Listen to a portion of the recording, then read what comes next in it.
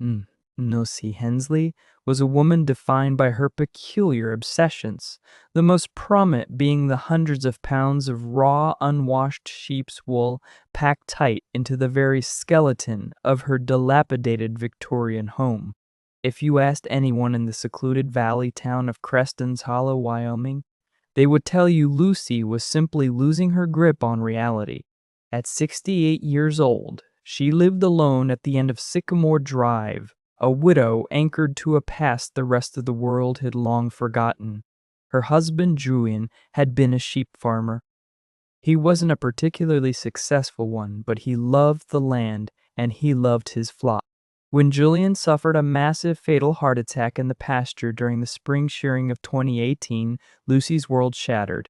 In the chaotic months following his sudden death, the bank foreclosed on the grazing acreage. The flock was sold off at auction to settle mounting debts, and Lucy was left with nothing but the old, drafty farmhouse and the final, massive harvest of raw wool Julian had sheared on the very day he died.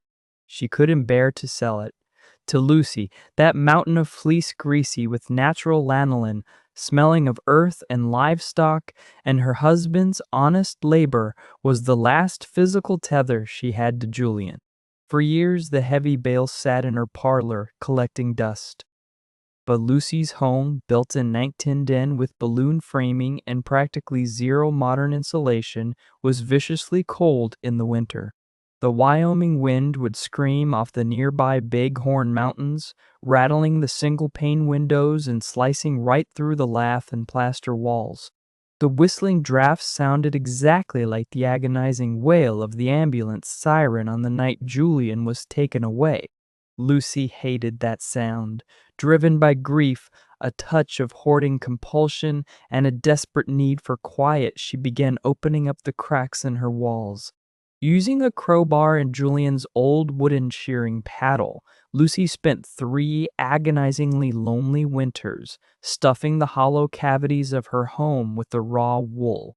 She packed it beneath the floorboards, shoved it deep between the wall studs of the parlor, the kitchen, and her bedroom, and sealed the gaps back up with cheap pine boards. She didn't do it to survive an apocalypse. She wasn't a prepper. She was just a heartbroken woman trying to silence the wind and wrap her home in the only thing she had left of the man she loved. She had absolutely no idea that this quiet, desperate act of mourning was going to keep her and her neighbors alive. Mid-January brought a meteorological anomaly that forecasters would later dub a bomb cyclone.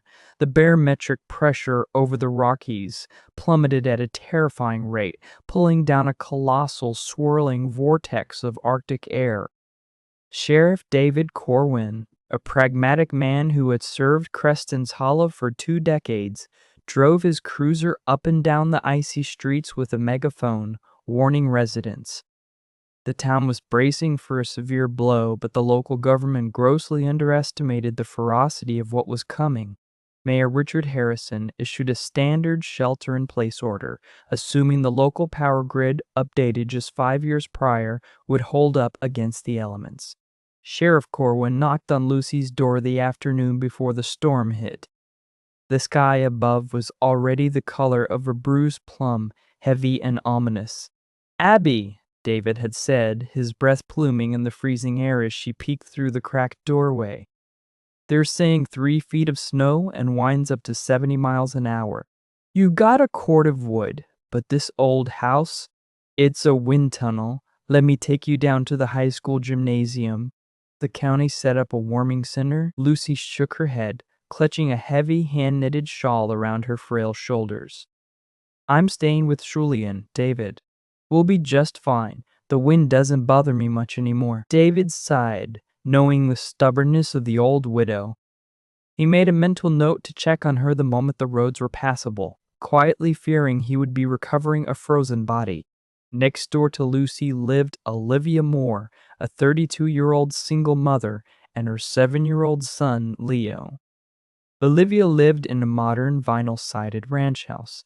It looked sturdy, but it had been built quickly and cheaply in the late 90s, insulated with standard fiberglass batting that was wholly inadequate for extreme, sustained sub-zero temperatures. As the first flakes began to fall, thick and blindingly fast, Olivia locked her doors, turned up her electric furnace, and settled in with Leo to watch movies, unaware of the nightmare descending upon them. The blizzard slammed into Creston's Hollow at 11 p.m. It didn't arrive with a gradual crescendo. It hit like a freight train.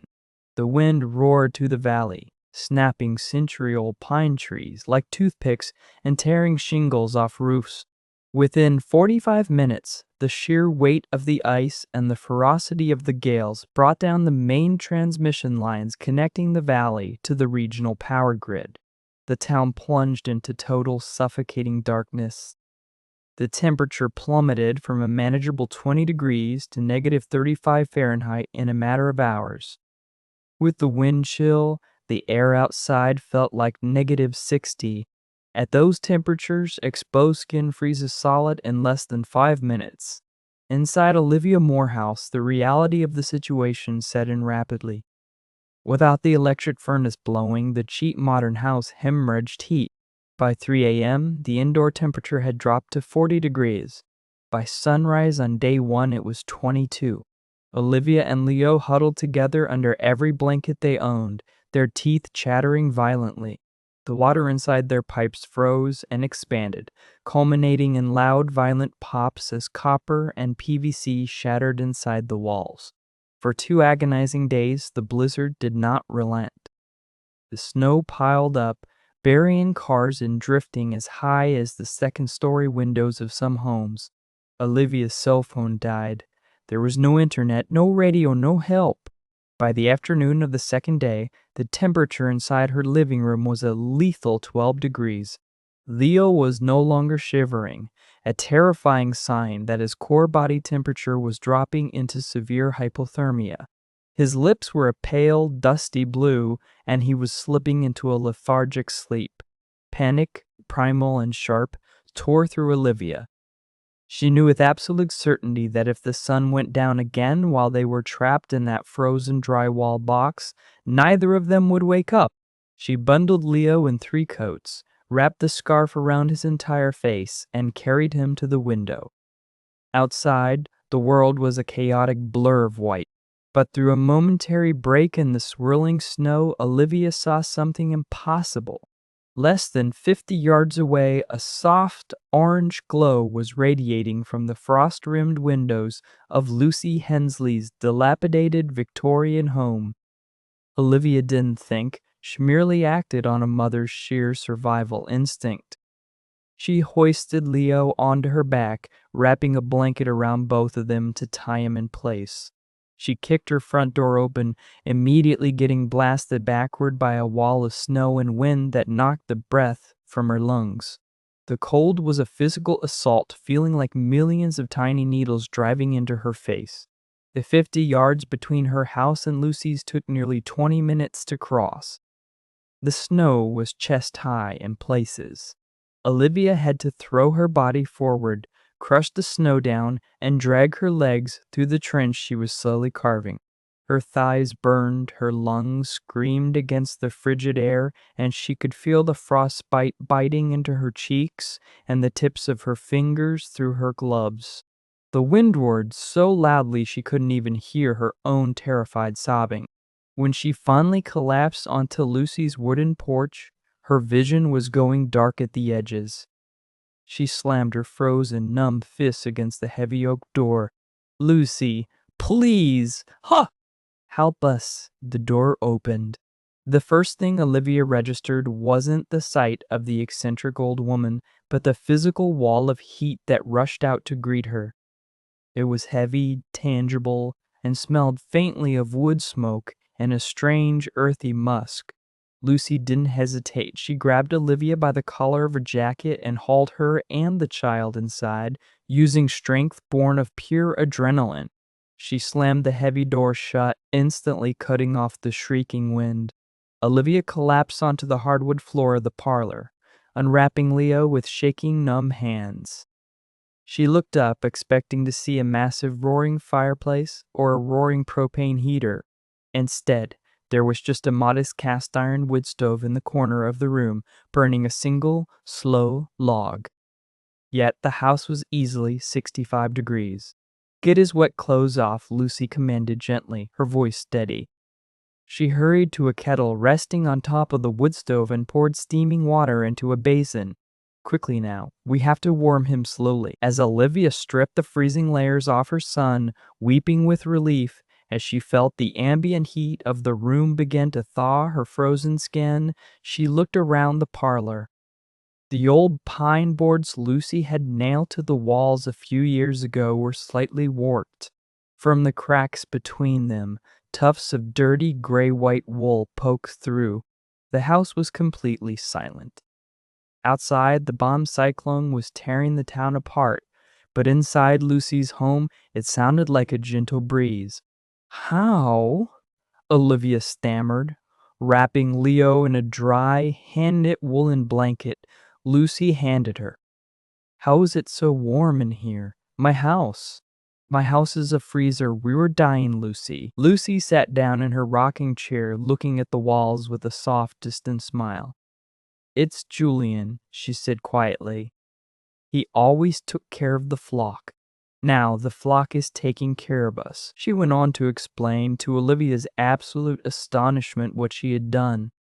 "Sheep's wool is one of the most remarkable insulators on the planet. Packed tightly into the deep cavities of the old balloon-framed house, the raw, unwashed wool had created a near-impenetrable thermal barrier. Its crimped fibers trapped millions of tiny pockets of dead air, effectively halting the transfer of heat. Furthermore, the natural lanolin grease still clinging to the unwashed fleece acted as an exceptional moisture barrier, keeping the biting, damp chill of the blizzard entirely at bay. While the modern fiberglass in Olivia's home allowed the extreme wind to penetrate and strip the heat away, Lucy's house was essentially wearing a 6-inch thick, windproof, waterproof thermal sweater. The small wood stove, which normally would have barely heated a single room, was able to keep the entire insulated envelope of the house incredibly warm with minimal fuel. For the next 3 days, as the town of Creston's Hollow remained buried under a suffocating layer of ice and snow, Lucy's parlor became an oasis of life. They ate canned soup warmed on the cast iron stove, drank melted snow, and played cards by the light of kerosene lamps. Leo, fully recovered from his brush with hypothermia, spent hours listening to Lucy's stories about Julian and the sheep farm, fascinated by the tufts of wool sticking out of the walls. On the morning of the 5th day, the winds finally died down. The sun broke through the heavy cloud cover, illuminating a town that looked like it had been entombed in a glacier. Sheriff David Corwin and a team of county rescuers on snowmobiles began the grim task of checking the outermost houses.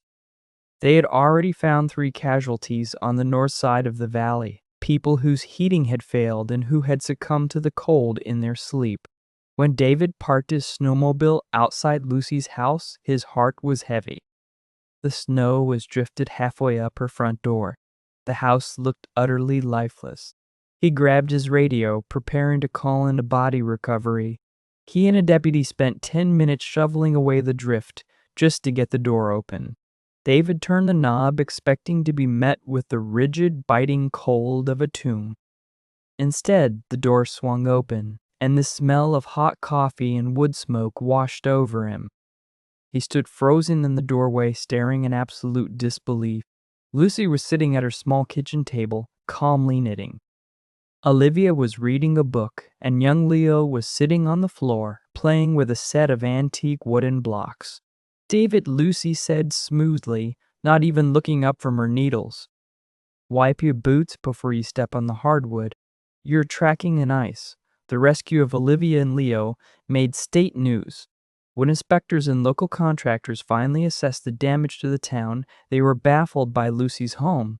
They pulled back a section of the pine boards to investigate and found the dense, packed walls of raw fleece. A structural engineer from Cheyenne was interviewed on the local news, explaining the incredible R value of the packed wool and how it had effectively turned a drafty, unlivable shack into a passive solar survival bunker. Lucy Hensley was no longer the crazy sheep lady of Creston's Hollow. She was the eccentric genius who had accidentally engineered a miracle. Olivia Moore eventually moved out of her ruined, water-damaged ranch house. In the spring, with the insurance payout she received, she bought a small property just down the road from Lucy. And before the first frost of the next winter hit, Olivia hired a contractor to tear out the drywall. She didn't use fiberglass to replace it. Instead, she and Lucy spent weeks buying up every bale of raw, unwashed wool they could find from the local agricultural co-ops, packing it deep into the bones of the house, ensuring that the cold would never touch her family again.